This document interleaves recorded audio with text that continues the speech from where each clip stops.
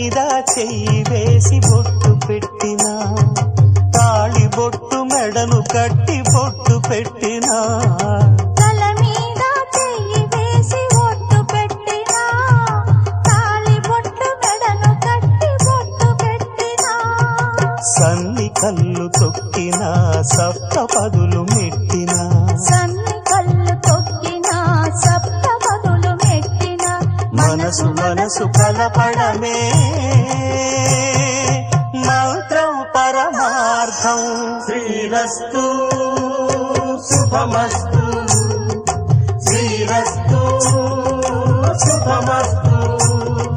శ్రీకారం చుట్టుకుంది పెళ్లి పుస్తకం, ఇక ఆకారం దాచుతుంది కొత్త